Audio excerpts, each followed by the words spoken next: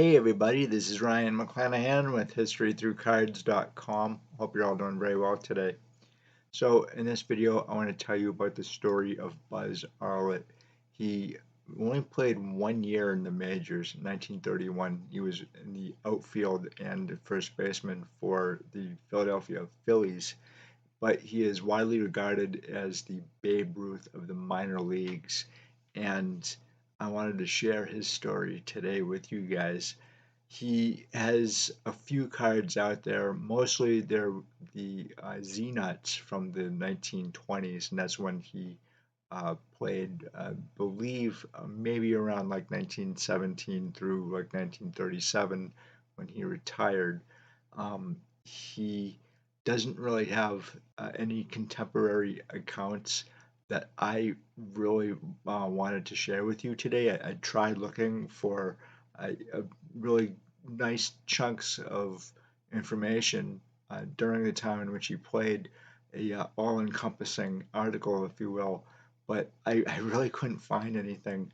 And I did find something from a few years ago, in fact, that I will read to you today that will encompass his entire career, which I was actually really surprised to see because I've heard of Buzz Arlett's name being mentioned over a dozen times, and the more I tried to do research on him during his career and newspaper accounts or anything else, it really wasn't satisfactory to what I wanted to accomplish.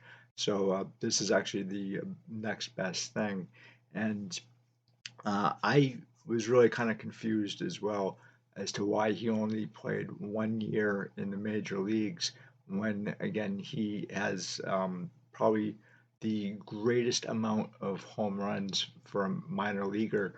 Now, I know it's the minor leagues.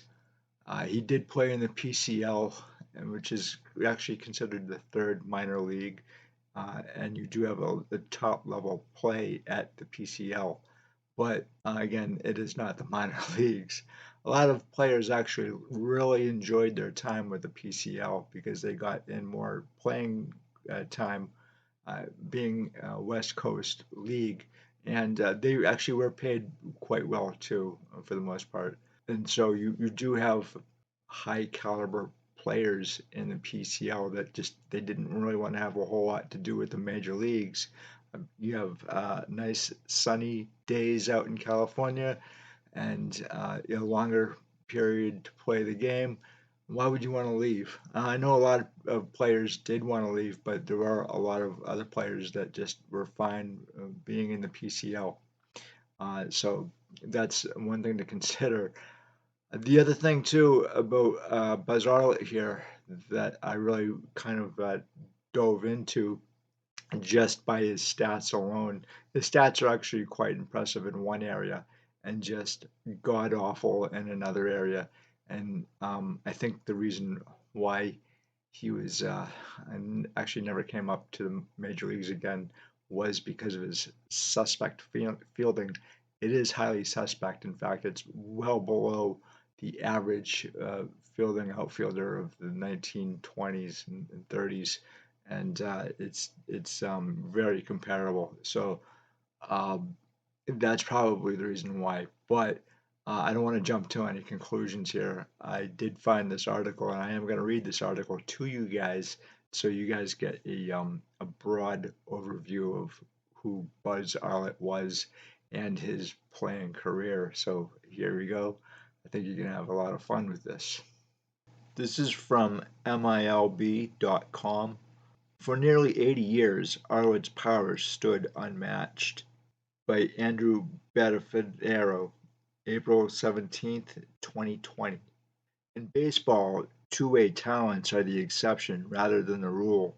There are the anomalies like Rays' Brandon McKay and the Angels' Shohei Ohtani.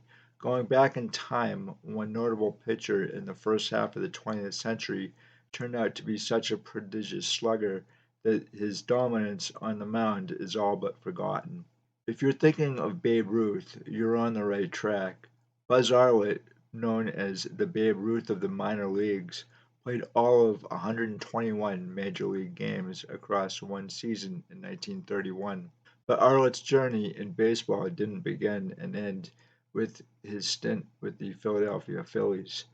He went from shutdown hurler with 108 career victories to an insatiable power hitter who belted 432 homers, a minor league record that stood until 2015, over a 20-year career, and whose 251 round trippers and 1,135 RBI in the Pacific Coast League remain records today. His name lives on in minors lore too. Arlett is a member of both the PCL and International League Hall of Fame. A fortunate beginning. Born Russell Loris Arlett in 1898 in Elmhurst, now part of Oakland, California, Arlett was 11 when his brother Alexander, better known as Pop, turned pro. The younger brother was excelling as an 18-year-old amateur in the Bay Area when Pop became a regular hurler and sometimes infielder for the PCL's Oakland Oaks.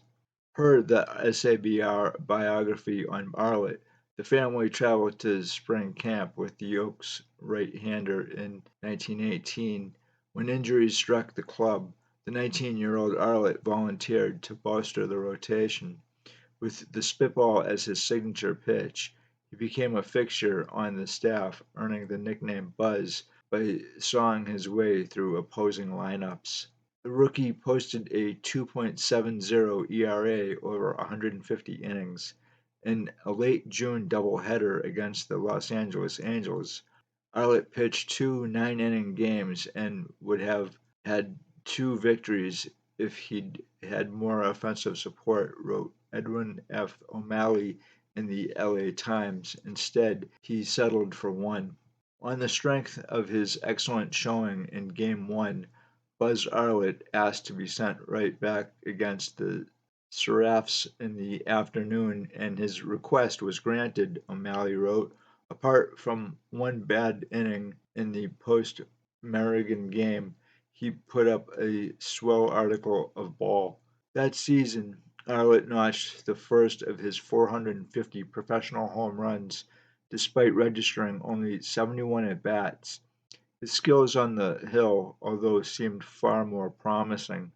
Over the next 4 years, he won 95 games. He especially made his mark in 1920, going 29-17 with a 2.89 ERA in 427 and one-third frames and hitting 5 long balls with 410 batting average. From 1919 to 1922, Arlett never logged fewer than 319 innings.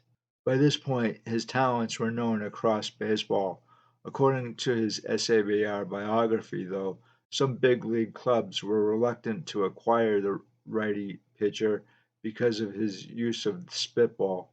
Scouts also questioned his makeup and noticed arm troubles starting to plague Arlett, who had logged over 1,600 innings since joining the Oaks. This would have been the end of the story for most pitchers. It was just the beginning for Arlett. Slugging to new heights. In 1923, Arlett became a full-time outfielder, though he still pitched 125 innings that year and continued to make occasional appearances on the mound throughout his time with the Oaks. A natural right-hander, he was forced to take up switch hitting because of lingering pain from pitching injuries. Despite it being a season of adjustments, he smashed 19 homers with 101 RBI, finishing with a .330 average and a .551 slugging percentage. Although a reputation as a clumsy defender followed him throughout his career, Arlett more than made up for it at the dish. Starting in 1924, he crushed at least 30 home runs 5 times over the next 7 years. In each of those seasons, he notched over 200 hits. In 1929 alone, he whacked 70 doubles. During his 33-homer barrage in 1924, The LA Times reported that the slugger was on verge of heading to the Cardinals, but it never happened. On July 24, 1926, the Times again reported that Arlett would be heading away from Oakland, this time to Brooklyn, in exchange for a cash consideration of $25,000 and 3 players, one of which was pitcher George Boulder, a former Oaks pitcher himself, but the deal was never finalized and Arlett stayed put for the time being. He was adored by Oakland fans so much that the club held Buzz Arlett Day in 1927. Even fans of the rival San Francisco Seals sometimes crossed the bay to cheer for Arlett. They had plenty of chances to see him play, as PCL seasons of the 1920s consisted of between 188 and 202 official games. Late in the 1929 campaign, he asked to get into 2 games any way he could. Buzz Arlett's name had appeared in every Oakland box score this season, the LA Times reported in September. He almost missed getting into the game on Wednesday, but edged his way into the lineup as a relief hurler in the closing innings. By season's end, he appeared in 200 contests and collected 189 RBI.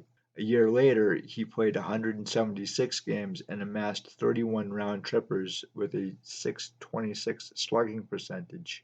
In 1930, it again appeared Arlett was on the verge of joining Brooklyn, but bad luck quite literally struck him. In the book The Miners, Neil J. Sullivan writes that umpire Chet Chadbourne walloped Arlett above the eye with his face mask during an altercation. The LA Times reported that both were suspended and that Chadbourne had defended himself with the mask because he was almost 75 pounds lighter than Arlett. Not long after, though, the league reviewed the incident and lifted the ban on Arlett. The cut still kept him out of the lineup, which nearly led to him to sue the league. The injury left Arlett with stitches and likely cost him another shot at the bigs. The major opportunity. His luck changed on January 26, 1931, when the Phillies outbid the Dodgers and the Red Sox to purchase Arlett. The Associated Press reported the transaction, calling him the most consistent hitter in the Pacific Coast League for the last 8 years. At age 32, Arlett was a rookie again, this time at the highest level of the game. Still, he shined at the plate in the show, socking 51 extra base hits, including 18 dingers, in 121 games. After Arlett hit his 10th homer of the year during a game at Ebbets Field, Roscoe McGowan of the New York Times wrote, "There was dynamite in the power of Arlett's bat, but he was hampered by a broken right thumb, and his defense became an issue. He made 10 errors and recorded a .955 fielding percentage. Nonetheless, the LA Times reported Big Buzz isn't more than a shade under the big league average on the defense, and even with the injury, he finished the year with a .538 slugging percentage, which ranked 5th on the senior circuit. Using today's metrics, Arlett had an impressive 138 OBS plus and a 2.3 BWAR. The solid rookie performance wasn't enough to keep Arlett in the majors. He was shipped to the International League's Baltimore Orioles in the offseason. The International League dominance and beyond. There was more to come from Arlett's big bat.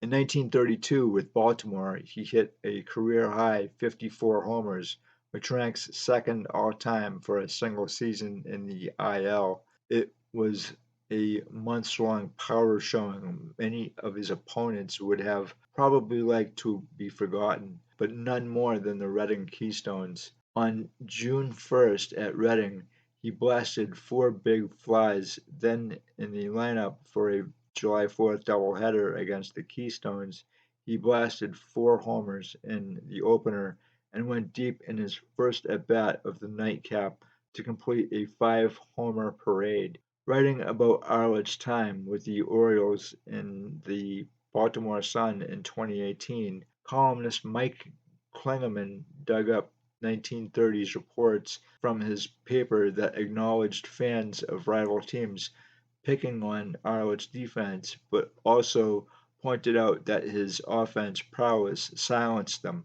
They may laugh at him in the field and suggest cushions to protect the top of his head from fly balls, but their merriment turns to sighs when he steps to the plate. His legs are fitting pillars to uphold the bulk of his gargantuan torso. The next year he slugged 39 more dingers with Baltimore before swatting 48 in 1934 between Birmingham in the Southern Association and Minneapolis in the American Association, where he played the next two seasons.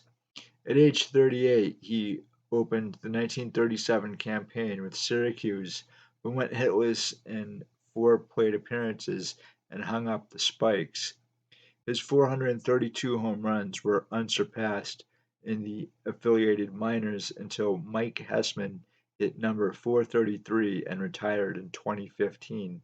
In 1945, Arlett was inducted into the PCL Hall of Fame and was posthumously inducted into the International League's Hall of Fame in the class of 2009.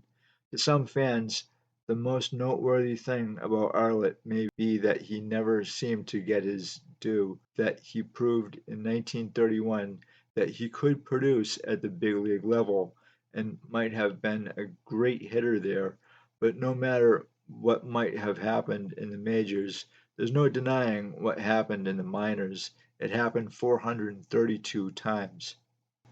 So it's speculation on my part, but the 1931 Phillies had Chuck Klein in their lineup, and you have to wonder what would have happened if Arlett actually played more games the following years if he actually stayed with the Phillies. Would the Phillies actually be in contention for a pennant? Um, that is actually up to debate because you had the Cardinals, as, in rare form, if you will. The Cardinals in the 1920s were not a good team up until like 1926 when they went to the World Series and they became the Gas House Gang in the early 1930s. But the Phillies also had a few other problems too, and they were financial, and they almost went bankrupt one year, I believe, in the early 1930s.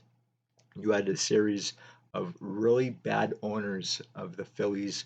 Two Philadelphia Phillies owners actually are banned the from baseball. So it's all speculative whether or not Buzz Arlett could have made a difference for Philadelphia. I have no idea. It would have been really interesting, and I would have loved to have been a fly in the wall to see Buzz Arlett play in the Baker Bowl, which I heard was just unbelievably awful. What a terrible, terrible place to play. And it was actually a state of the art when it was built, but by the 1930s, this thing was ready to fall apart. And in fact, uh, the city of Philadelphia declared it a condemned uh, because it was in such bad condition. The Philadelphia Phillies, as an organization, um, they have a really interesting history behind them, and I love to cover the Phillies whenever I can, especially that their history is just absolutely fantastic, and it actually starts out here in Boston. In fact, 1883, the Worcester Ruby Redlegs, they moved in 1883 to Philadelphia and became the Phillies. So, anyway, guys, I thought this was a really interesting take on Buzz Arlett here. He has a cult following even today. He has a few cards out there, and don't get his brother confused with him because his brother does have a couple of Z-Nut cards as well from the 1920s, and I've actually made that mistake, and I don't have a Buzz Arlett card. I don't really see his cards often. In fact, I can't remember the last time I actually did. It's probably years and years ago. But he does have them out there. They're minor league cards. They're Z-Nut cards from the 1920s and 1930s. So, and Z-Nut actually, they were around issuing cards from 1911 to I think 1938. So there's a long line of these things, and you do have a lot of really interesting ball players within those sets, including Jimmy Claxton, one of the first black ball players in the minor leagues in the 20th century. So, and that card is serious cash. I've actually never seen that card in person, and I would love to. I think it's quite rare. But you also have a lot of future Hall of Famers in the Z-Nut series. The Wayner brothers come to mind, and Ernie Lombardi as well, and I think Earl Averill as well. So anyway, guys, thank you so much for stopping by. I greatly appreciate it as always. Let me know what you think of Buzz Arlett here. If you have any stories of him or heard of him, or have any of his cards, I would love to hear your stories. Until the next time, I will talk to you later. Have a good one. Bye.